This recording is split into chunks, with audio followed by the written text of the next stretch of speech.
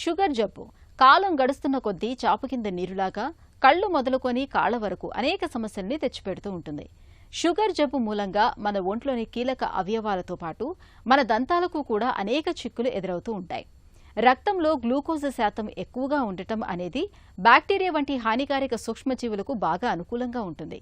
దీంతో పిప్పిపళ్ళు మొదలుకొని చిగుళ్ల జబ్బు వరకు అనేక దంత సమస్యలు వచ్చిపడుతూ ఉంటాయి. మధుమేహంతో తలెత్తే దంత సమస్యలు ఎలా ఉంటాయో, వాటికి ఎలాంటి చికిత్స తీసుకోవాలో డాక్టర్ని అడిగి ఇప్పుడు తెలుసుకుందాం.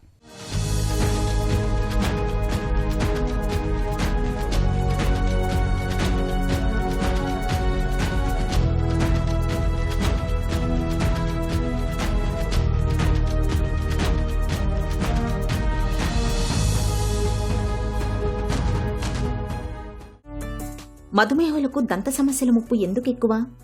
మధుమేహం లేదంటే షుగర్ జబ్బు మనము చూసినట్టయితే అలాంటి వాళ్ళలో దంత సమస్యలు ఎక్కువగా కనిపిస్తుంటాయి. ఇందులో ముఖ్య కారణం ఏంటంటే ఈ షుగర్ లెవెల్స్ లేదంటే ఈ మధుమేహంలో ఉన్న వాళ్ళలో షుగర్ లెవెల్స్, గ్లూకోజ్ లెవెల్స్ పెరిగినట్టయితే అలాంటప్పుడు చిగుళ్ళలో వాపు వస్తుంది. ఈ వాపు వల్ల మనకేంటంటే ఆల్రెడీ నోట్లో ఉన్న బ్యాక్టీరియా ఇన్ఫెక్షన్స్ అని ఇంకా ఎక్కువగా అయ్యే అవకాశం ఉంటుంది. సో దానివల్ల మనకి ఈ వాపు వల్ల షుగర్ లెవెల్స్ పెరిగినప్పుడు, ఈ గ్లూకోజ్ లెవెల్స్ పెరిగినప్పుడు ఈ వాపు రావడం వల్ల మనకి మధుమేహంలో మనకి ఇన్ఫెక్షన్స్ అనేవి చూస్తుంటాం. దీంతోపాటు చిగుళ్ళ జబ్బు ఒకటే కాకుండా మనకేంటంటే చిగుళ్ళ ఈ వాపుతో పాటు షుగర్స్ పెరిగిపోయినప్పుడు కొన్నిసార్లు టీత్ క్యావిటీస్ వచ్చే అవకాశం కూడా ఉంటాయి. మధుమేహంతో తలెత్తే దంత సమస్యలు ఎలా ఉంటాయి? మధుమేహంతో ముఖ్యంగా మనం చూసినట్టయితే మధుమేహంతో మనకు వచ్చేటివి చిగుళ్ళ జబ్బులు అనేది ఎక్కువగా చూస్తుంటాం. ఎందుకంటే ఈ చిగుళ్ళలో వాపు ఈ మధుమేహంలో ఈ గ్లూకోజ్ లెవెల్స్ పెరిగినప్పుడు చిగుళ్ళలో వాపు ఎక్కువగా ఉంటాయి కాబట్టి ఆ చిగుళ్ళ జబ్బులు అంటే మొట్టమొదటి దశలో చిగుళ్ళ నుండి రక్తం కారటం, చిగుళ్ళలో వాపు రావటం, చీము రావటం, ఇంకా సివియర్ కేసెస్లో ఏంటంటే పళ్ళు కదలటం, ఇలాంటి లక్షణాలు కూడా మనం చూస్తుంటాం. సో ఇవి మనం మధుమేహంలో చూసే కొన్ని లక్షణాలు. దాంతోపాటు ఏంటంటే కొంతమందికి మధుమేహం పెరిగినప్పుడు మనకేంటంటే క్యావిటీస్ వచ్చే అవకాశం కూడా ఎక్కువగా ఉంటాయి. సో ఇన్ఫెక్షన్ నోట్లో బ్యాక్టీరియా ఎక్కువగా ఉండడం వల్ల పిప్పి పళ్ళు వచ్చే అవకాశం ఉంటుంది. కొన్ని కేసెస్లో మధుమేహంతో కొన్నిసార్లు ఏంటంటే కొన్ని మాత్రలు, మందులు తీసుకునే వాళ్ళలో కూడా మనం చూసినట్టయితే డ్రై మౌత్, జీరోస్టోమియా లేదంటే డ్రై మౌత్, నోట్లో లాలాజలం తగ్గిపోవటం, ఇలాంటి లక్షణాలు కూడా చూస్తుంటాం. మధుమేహుల్లో దంత సమస్యల్ని ఎందుకు పట్టించుకోవాలి? నార్మల్గా మనం చూసినట్టయితే మనకి చిగుల్లో జబ్బు ఉందనుకోండి, సో ఇతరి వాళ్ళతో మనం పోల్చినట్టయితే మధుమేహంతో ఉన్న వాళ్ళతోని అలాగే మనం నార్మల్గా ఉన్న వాళ్ళతో మనం పోల్చినట్టయితే ఎలాంటి జబ్బులు ఉన్నా కానీ కూడా అవి బాగా సివియర్గా అయ్యే అవకాశం ఉంటుంది. సివియర్గా అంటే బాగా దాని తీవ్రత అనేది బాగా పెరిగిపోతుంది, స్పెషల్గా చిగుళ్ళ జబ్బులో.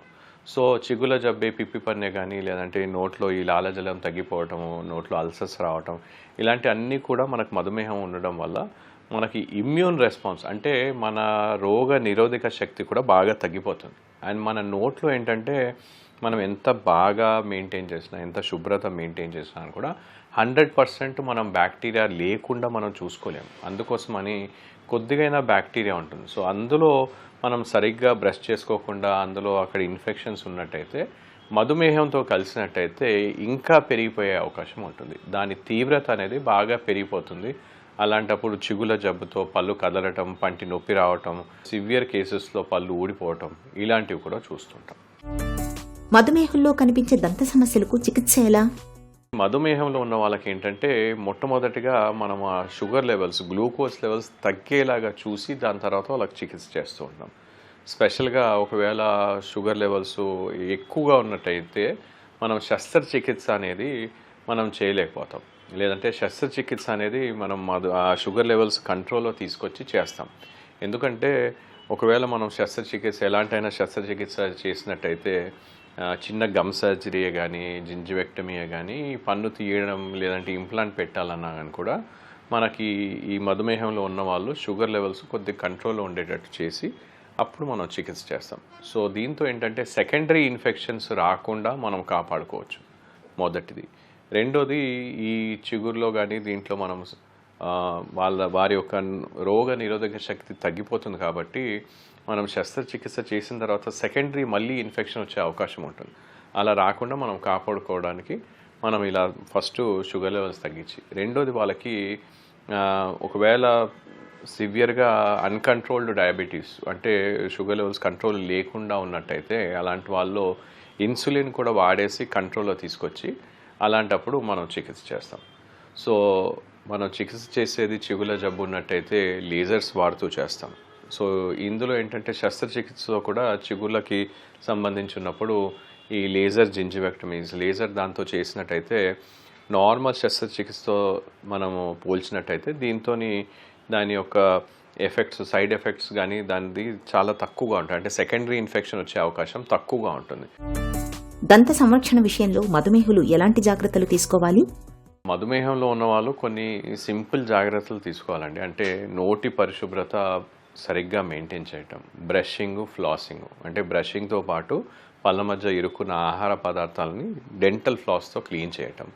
రెండోది 2 సార్లు బ్రష్ చేయటం, మార్నింగ్ నైట్ టైం బ్రష్ చేయటం కూడా చాలా ముఖ్యం. మూడోది మనకి బ్రషింగ్తో పాటు ప్రతి 6 నెలలకు దంత వైద్యుని సంప్రదించినట్టయితే ఎలాంటి చిన్న ఏమన్నా మనకి ఇన్ఫెక్షన్స్ కానీ పిప్పి పళ్ళు కానీ మొట్టమొదటి దశలోనే మనం వాటిని గుర్తించి వాటికి తగ్గట్టుగా చికిత్స చేస్తాం. వీటితో పాటు మధుమేహంలో ఉన్నవాళ్ళు రెగ్యులర్ డయట్, కరెక్ట్గా బ్యాలెన్స్ డయట్ ఫాలో కావటం, నీళ్ళు ఎక్కువగా తీసుకోవటం, దాంతోపాటు సరైన పద్ధతిలో ఎక్సర్సైజెస్ షుగర్ లెవెల్స్ని కరెక్ట్గా మెయింటైన్ చేయటం, అలాంటి జాగ్రత్తలు తీసుకున్నట్టయితే మనకి దంత సమస్యలు రాకుండా మనం కాపాడుకోవచ్చు. మధుమేహం బారి నుంచి దంతాలను కాపాడుకునేందుకు రక్తంలో గ్లూకోజ్ అదుపు తప్పకుండా చూసుకోవటం ఒక్కటే పరిష్కారం. మందులు, ఆహార నియమాలు, వ్యాయామాల సాయంతో షుగర్ జబ్బును చక్కగా నియంత్రణలో ఉంచుకోవాలి. అలాగే తరచూ దంత పరీక్షలు చేయించుకుంటూ ఉండటం మేలు.